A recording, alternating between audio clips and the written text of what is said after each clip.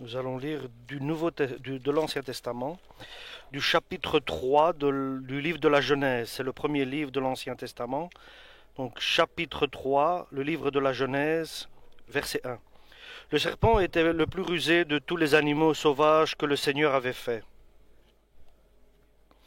Il demanda à la femme, « Est-ce vrai que Dieu vous a dit, vous ne devez pas manger aucun fruit du jardin ?» La femme répondit au serpent, « Nous pouvons manger les fruits du jardin, mais quant aux fruits de l'arbre qui est au centre du jardin, Dieu nous a dit, vous ne devez pas en manger, pas même y toucher, de peur d'en mourir. » Le serpent répliqua, « Pas du tout, vous ne mourrez pas, mais Dieu le sait bien. Dès que vous en aurez mangé, vous verrez les choses telles qu'elles sont.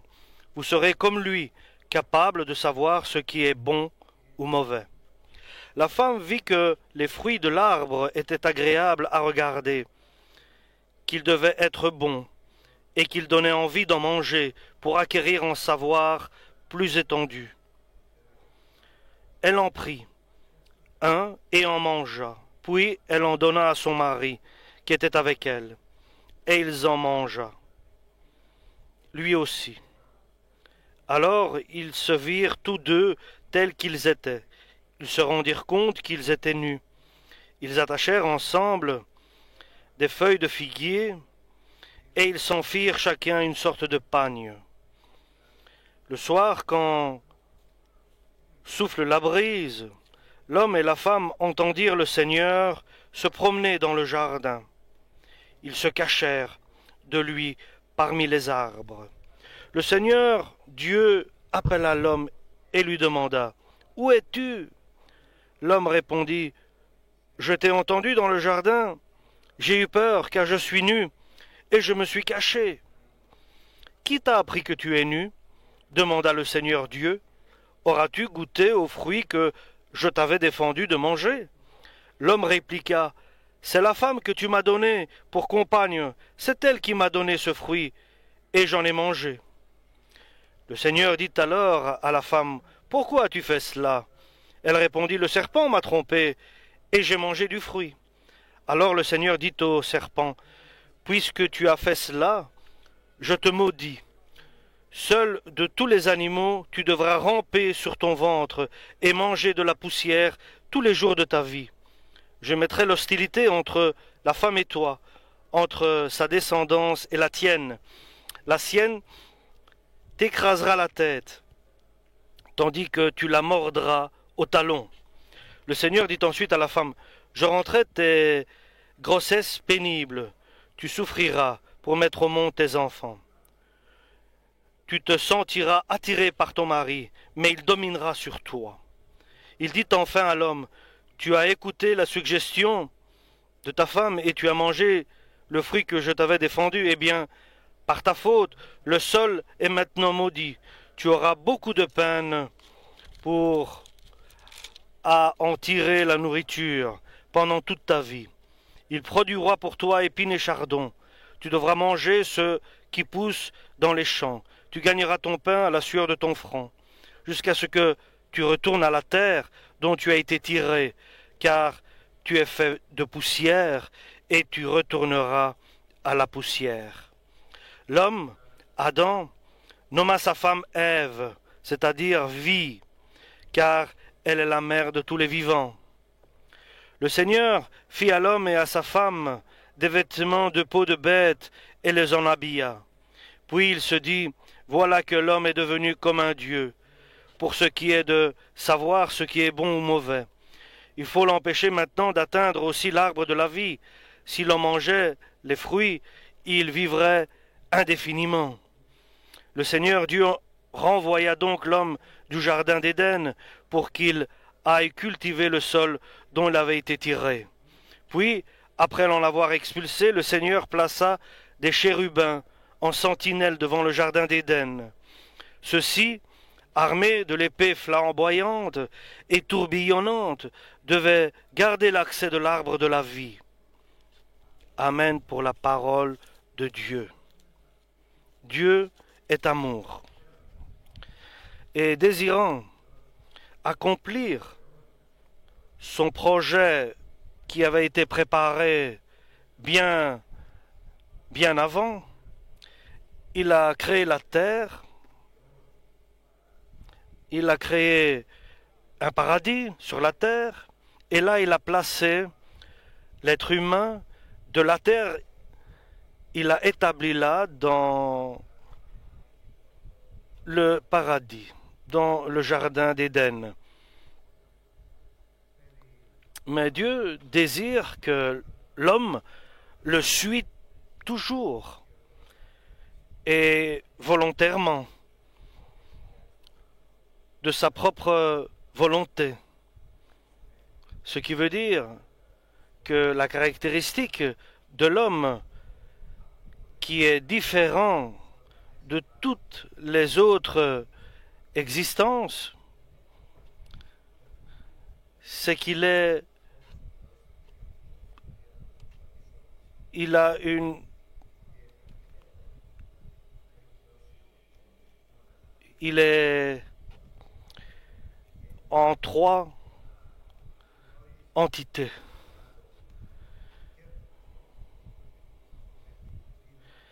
Et pour qu'il puisse savoir et décider le bien et renvoyer le mal. Et ainsi, Adam vivait dans la totale bénédiction.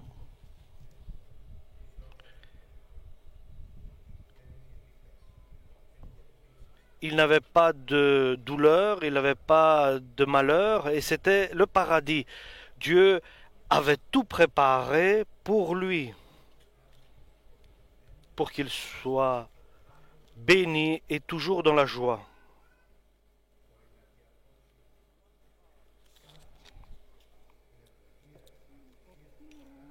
Est-ce que Dieu peut arrêter la bénédiction de l'être humain qui se trouve dans la sainteté, dans le jardin d'Éden, dans le paradis de Dieu, ou bien encore plus, ces derniers jours que nous traversons dans ce monde, dans l'Église de Jésus, qui est le paradis de Dieu?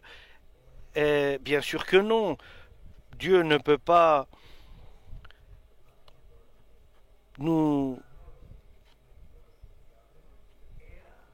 retirer le bonheur, sauf si l'être humain s'égare. Donc, en se trouvant dans la sainteté, dans la bénédiction d'Adam et de Ève, il est arrivé par le diable quelque chose d'inexplicable pour nous.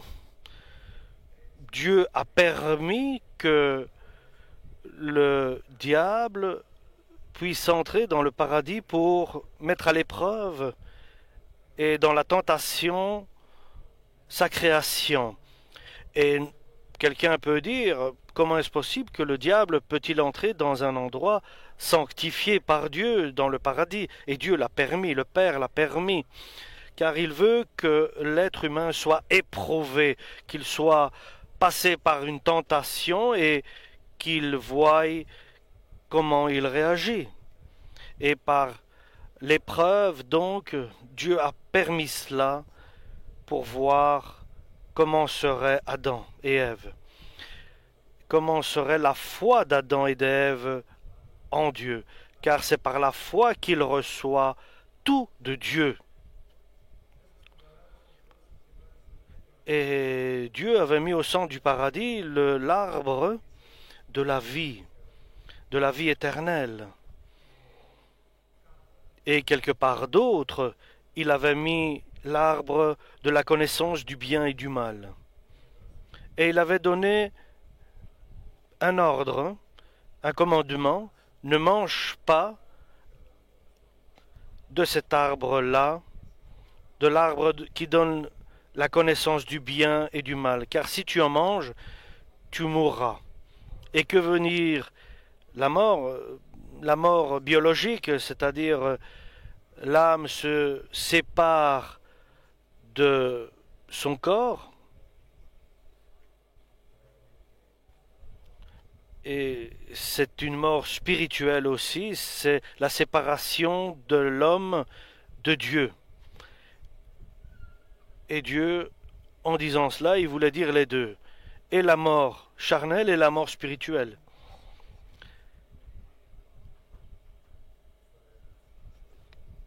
Et Adam n'approchait pas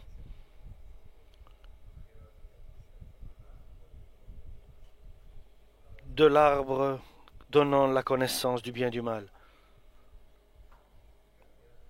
Et le cœur de la femme était dans la perversion, dans la corruption, pardon, et c'était pour elle peut-être le centre du paradis, et elle observait cet arbre. Elle approchait l'endroit où elle ne devait pas s'y trouver. Elle n'a pas péché, mais elle était proche de l'arbre qu'il ne fallait pas approcher. Et là, il y a deux choses qui n'étaient pas bien. La femme,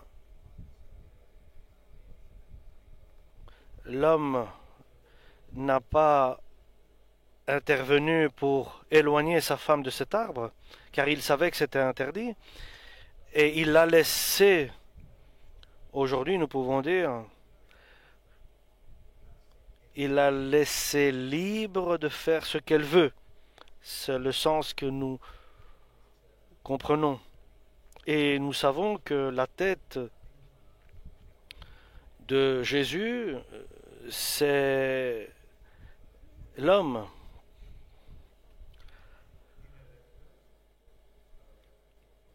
Et Jésus veut qu'il soit serviteur aussi. À la suite, Adam est la tête de sa femme. Et pour l'être humain, son chef, c'est Jésus. Et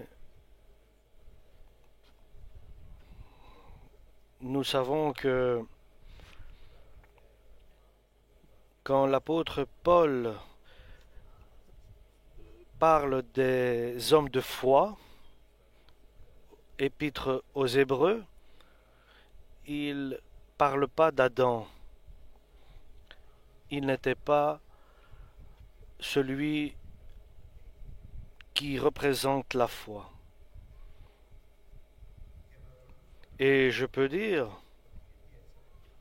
et la raison de l'échec, c'était Ève, parce que la parole de Dieu nous certifie que c'est Ève qui a péché, et Ève a influencé Adam.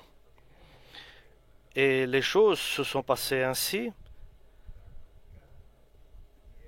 Ève a détourné Adam, mais Adam a été influencé par Ève.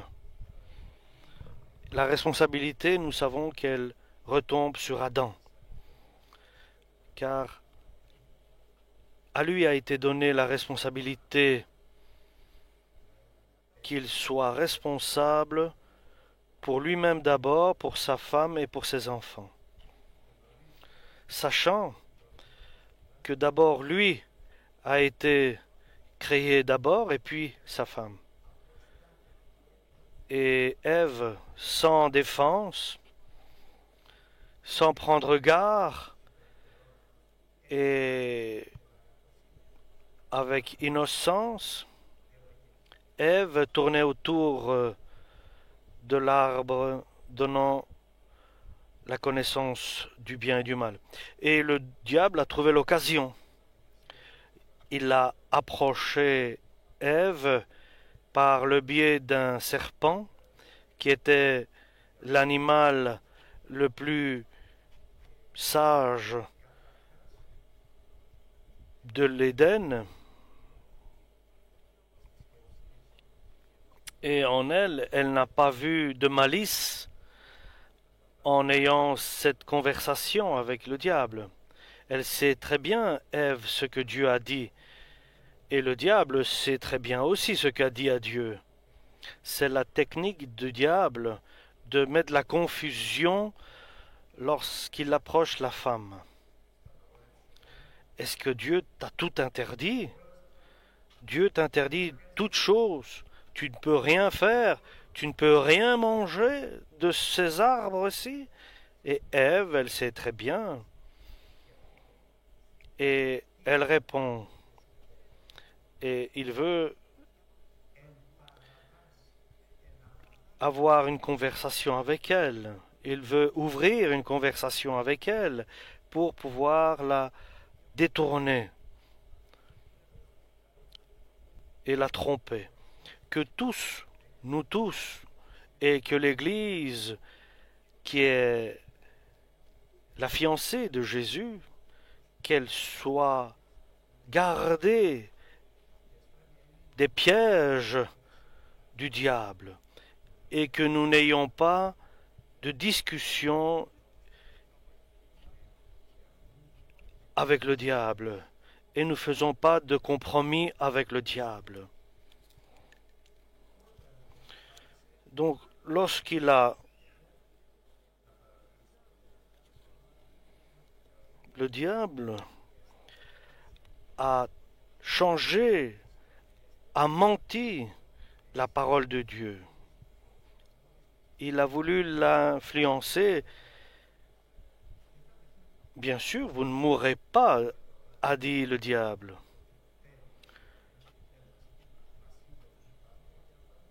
Parce que Ève a dit, si nous mangeons de cet arbre, nous mourrons. Et le diable dit, non, n'écoutez pas ce que dit Dieu, vous ne mourrez pas.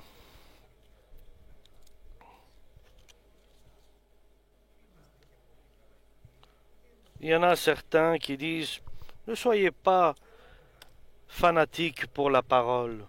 Lorsque Dieu dit que le salaire du péché est la mort, le diable dit, il n'y a pas de mort. Quand la parole de Dieu dit, il y a une perdition, le diable dit, non, il n'y a pas de perdition. Il met la confusion et le mensonge parmi les chrétiens. Et il est contre Dieu. Et vous savez pourquoi Dieu l'a dit?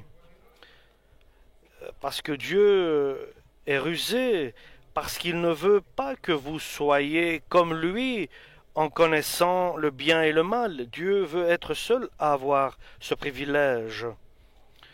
Donc, il crée la confusion et le doute. Il crée le mensonge et la confusion dans l'esprit de Ève. Et lorsqu'il essaye de faire que l'homme soit ennemi de Dieu, que Dieu nous garde des méthodes et des manières du diable qu'il utilise contre nous.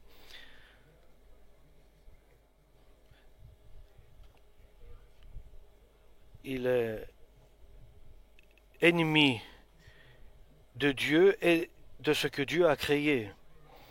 Et que veut dire un cœur qui est mauvais? Il ne peut pas voir Dieu s'il ne se repent pas ici et que son cœur soit purifié par le sang de Jésus, il ne pourra pas voir Dieu.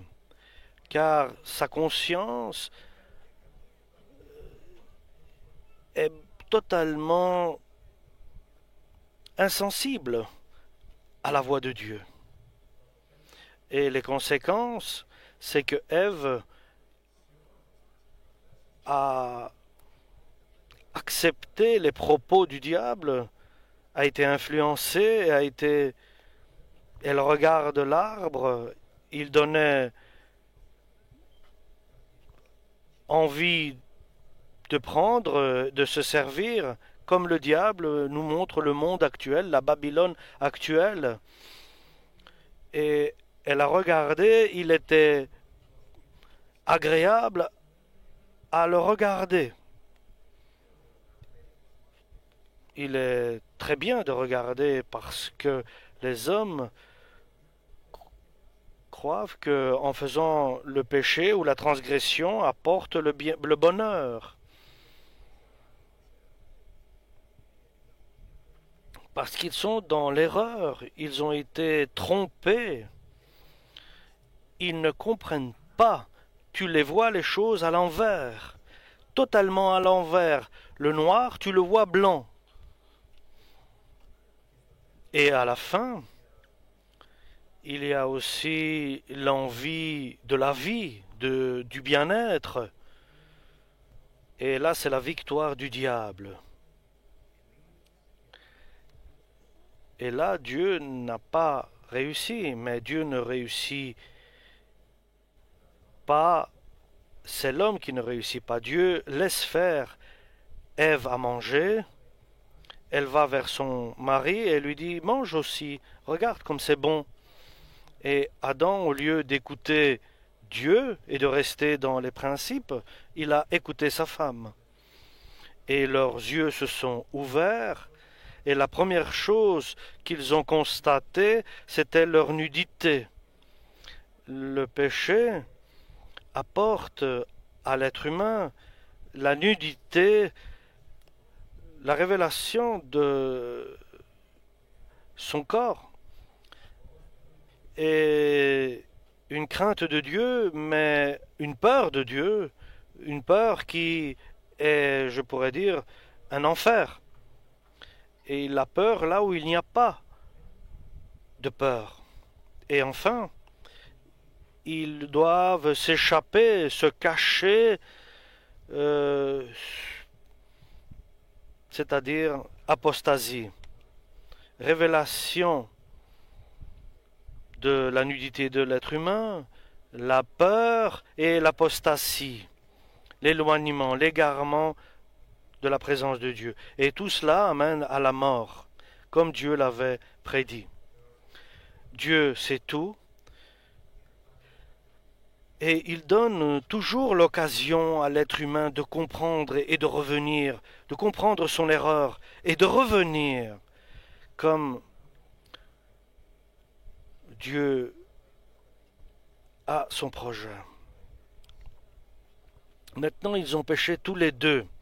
Ils craignent Dieu. Ils sont dans l'angoisse, dans la crainte, c'est dans l'enfer. Jusque-là, ils n'avaient peur de rien. Ils étaient dans la sainteté. Maintenant, ils ont peur de toute chose. Et ils ont peur pour tout. Ils ont peur pour ce qui va arriver, pour tout ce qui est autour de eux. Ils sont terrifiés.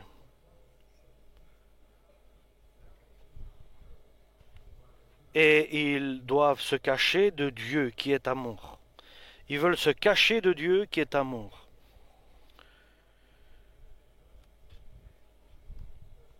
Et Dieu s'approche d'eux maintenant. Adam, où es-tu maintenant? Je te cherche.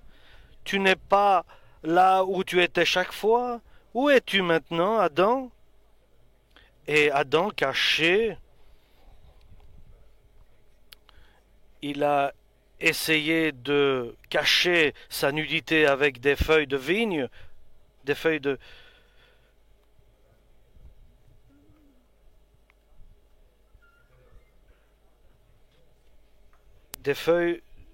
figuier, pardon, et pas de vigne, des feuilles de figuier. Et l'homme qui transgresse la parole de Dieu, il devient insensé, il fait n'importe quoi. Et chers frères et sœurs, et cela n'est pas loin de chacun de nous, cette situation d'être insensé. C'est un pas, c'est une transgression, une petite transgression, pas une grande, une petite transgression. Il te sort de la présence et de la protection de Dieu. Certainement, Dieu nous a donné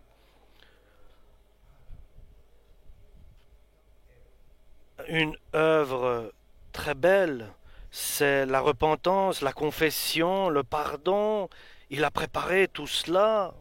Et Dieu s'approche d'Adam pour qu'il se repente. Où es-tu, Adam? Et Adam répond, je t'ai entendu et je me suis caché car j'ai eu peur. Et Dieu lui demande, est-ce que tu as mangé de l'arbre que je t'avais interdit? Est-ce que tu as péché? Tu as transgressé ma parole? Il était dans la crainte et dans la peur, Adam et Ève.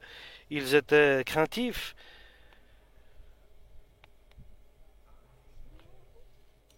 Et il se justifie. La femme que tu m'as donnée m'a trompé, m'a induit en erreur. Il trouve la parade. Au lieu de demander, au lieu de remercier pour la femme que Dieu lui a donnée,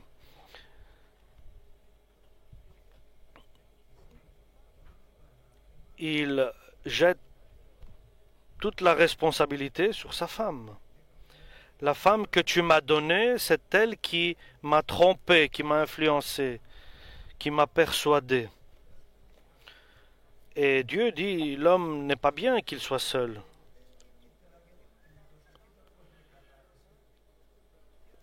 Et il jette le poids sur Ève. Et bien sûr, Adam n'aurait pas dû écouter Ève. Et Dieu se tourne vers Ève et lui dit, qu'as-tu fait? Et la femme dit, mais c'est le serpent qui m'a trompé et qui m'a mis dans la confusion. Et un instant n'est pas passé dans leur cerveau, dans leur intelligence, de se repentir. Il n'y a pas eu un instant de repentance en eux. Ça aurait été simple et facile pour Adam et Ève, pour nous tous aussi. Seigneur, pardonne-nous. J'ai fait une erreur, je me suis emporté, j'ai été influencé.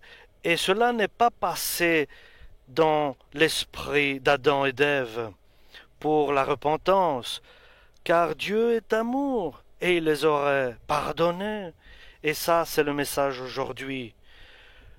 Dieu te pardonne toujours, avec comme conséquence que tu te repentes sincèrement, tu te confesses, et pour que tes péchés soient pardonnés, il faut que tu pardonnes les autres. Autant tu ne pardonnes pas, ton chemin est rempli de pierres et de boulets et de sacs de sable que tu traînes avec toi. Ce sont des lois spirituelles. Pour que tes péchés soient pardonnés et que tu sois dans la joie, tu dois te repentir d'abord. Pour que Dieu te pardonne ton péché à toi, tu dois aussi pardonner les autres, parce que sinon ta joie sera dans la douleur et dans l'angoisse. On se repent et on pardonne. Et après vient la joie du salut, de la bénédiction et du pardon. Quelque chose qui Adam n'a pas eu cette pensée. Nous le savons et nous sommes sans excuse pour nous qui connaissons la manière de nous repentir. Mais nous n'avons pas à dire facilement que c'est l'autre qui est la raison de notre échec. Il faut plutôt dire c'est moi qui est dans l'erreur et dans la faute. Je me repens. Ça aurait été bien que Adam dise c'est moi qui a fait la faute, c'est moi qui n'a pas fait attention, c'est moi qui n'a pas pris soin, c'est moi qui n'a pas été vigilant et que j'ai laissé ma femme s'approcher de l'arbre interdit. Mais là, c'est les excuses. Et Dieu les chasse du paradis. C'est terrible. Terrible. C'est dehors du paradis. Il les a chassés du paradis, du jardin d'Éden. Et il a fermé la porte pour qu'ils ne puissent plus rentrer. Il a mis des chérubins et des séraphins. Il a mis une épée flamboyante pour qu'elle puisse interdire ceux qui veulent entrer. Et ce péché de ces hommes ont été transmis de génération en génération. Ils ont eu des enfants, il y a eu le monde et les enfants de Dieu, les enfants de Caïn et les enfants de Sith. Et il y avait les enfants de Dieu, les enfants de Sith, et les enfants de Caïn avaient leur propre vie. Quand ils se sont retrouvés, le péché est arrivé au sommet et Dieu a détruit tout ce qui était vivant, animaux et êtres humains, et il a mis une nouvelle vie par Noé, sa femme et ses enfants. De nouvelles choses, une nouvelle vie. Il ne pouvait pas continuer avec l'ancienne génération. Comme il ne pouvait pas continuer avec Adam et Ève, comme il ne pouvait pas continuer avec Caïn et Abel, et comme il ne peut pas continuer avec l'humanité car le péché arrive à son comble. Et il est terrible de voir les enfants d'Adam, les enfants de Dieu, d'être dans le péché complètement, qui oblige Dieu à les détruire. C'est terrible. C'est terrible, chers frères et sœurs. Les enfants de Dieu, dans une totale transgression,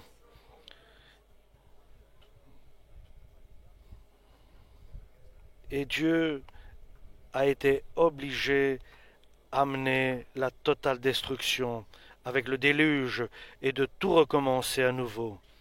Que Dieu nous garde, chers frères et sœurs.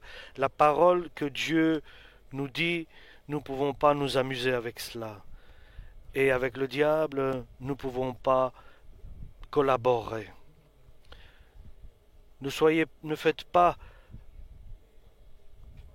N'ayez pas de contact avec l'obscurité et ne faites pas d'alliance avec le diable. Il n'y a aucune relation entre la lumière et les ténèbres. Nous avons décidé d'être avec Dieu et ne vous associez pas avec ce qui est contraire à Dieu.